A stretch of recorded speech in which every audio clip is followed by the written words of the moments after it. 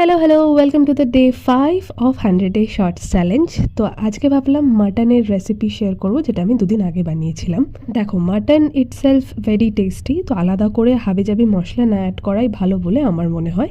তাই প্রথমেই আমি আলুগুলোকে গোল্ডেন ব্রাউন করে ভেজে সেই তেলেই একটু সর্ষের তেল অ্যাড করলাম, তারপরে পেঁয়াজ দিলাম। পেঁয়াজ একটু বেশি দিলে আমার মনে হয় বেশি টেস্টটা এনহ্যান্স হয়।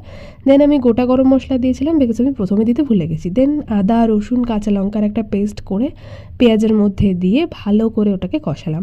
দেন অ্যাড করলাম আগে থেকে জলে গুলে রাখা হলুদ লঙ্কার গুঁড়ো আর নুন। অনেকেই জিরে গুঁড়ো, ধনে গুঁড়ো, মিট মশলা অনেক কিছুই দেয়, বাট যেহেতু আমি আগেই বললাম যে আমি খুব একটা হাবিজাবি মশলা কিছু অ্যাড করি না, তো তাই জন্য আমি সিম্পলি লঙ্কার গুঁড়ো আর হলুদ গুঁড়ো দিয়েছি। দেন ম্যারিনেটেড মাটন দিলাম। ম্যারিনেশনে আমি শুধু দই আর নুন ইউজ করি, আর আমি মাটনটাকে অ্যারাউন্ড 2 ঘন্টার জন্য ম্যারিনেট করতে দিয়েছিলাম।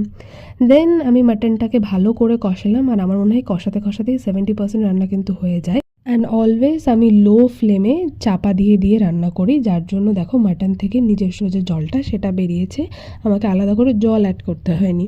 দেন ভেজে রাখা আলু দিয়ে আরও অ্যারাউন্ড 15-20 মিনিটস মতো আমি এটাকে রান্না করেছিলাম। তারপরে একটু জলের দরকার পড়েছিল, সেই জলটা অ্যাড করে একটু সল্ট দিয়ে গরম মশলা দিয়ে ভালো করে নাড়িয়ে যখন মাটনটা ফুটে আসলো, তারপরে আমি কিন্তু নামিয়ে নিয়েছিলাম। অফকোর্স আমি কিন্তু কষানোর সময় টেস্ট করি না, যখন প্রপারলি হয়ে যায় তখন সেটাকে টেস্ট করে নুন মিষ্টি যদি কিছু অ্যাড করার থাকে করে দিই। ইউজুয়ালি তো প্রেশার কুকারেই রান্না হয় মাটন, বাট যখন আমার হাতে টাইম থাকে আমি একটু টাইম নিয়ে ভালো করে জিনিসটাকে রান্না করি।